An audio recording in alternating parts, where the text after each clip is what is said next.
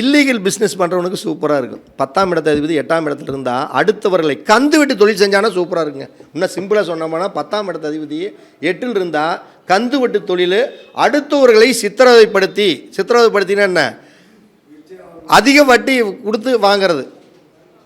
10ஆம் இடத்த அதிபதி 6ல் இருந்தால் வட்டிக்கு விட்டு பணம் சம்பாதிக்கலாம், குறைஞ்ச வட்டி. 10ஆம் இடத்த அதிபதி 8ல் இருந்தால் கந்து வட்டி, மீட்டர் வட்டிங்கிறாங்கல்ல, இதில் நிறைய பணம் சம்பாதிப்பாங்க. ஆனால் அடுத்தவங்களை நோகடிச்சு தானே சம்பாதிக்கிறாங்க. 10ஆம் இடத்த அதிபதி 9ஆம் இடத்துல இருந்தால் தன்னுடைய தகப்பனுடைய தொழில் செஞ்சாங்கன்னா பணம் சம்பாரிச்சிருவாங்க. தன்னுடைய தகப்பனுடைய சொத்து கண்டிப்பாக கிடைக்கும். அடுத்தது வெளிநாட்டு கல்வி அவர்களுக்கு சிறப்பான பலனை தரும். வெளிநாட்டு தொழில் மூலம் அவர்களுக்கு நல்ல வருமானங்கள் கிடைக்கும். அடுத்தது பார்த்திங்கன்னா, ஒரு கோயில் குளம் ஒரு ஒரு இது இருக்குது அப்படின்னா அதில் ஒரு தலைமை பொறுப்பு, ஒரு நிர்வாகத்தில் இருக்கக்கூடிய அமைப்பு, ஒரு செயலாளராக இருக்கக்கூடிய அமைப்பு, பொருளாளராக இருக்கக்கூடிய அமைப்பு, இதில் எல்லாம் அவங்களுக்கு ஒரு பலன் தரக்கூடிய அமைப்பாக இருக்கும். அதே மாதிரி உயர் கல்வி சம்பந்தப்பட்ட ஒரு பாடங்களில் அவர்களுக்கு ஒரு அங்கீகாரம் கிடைக்கும்.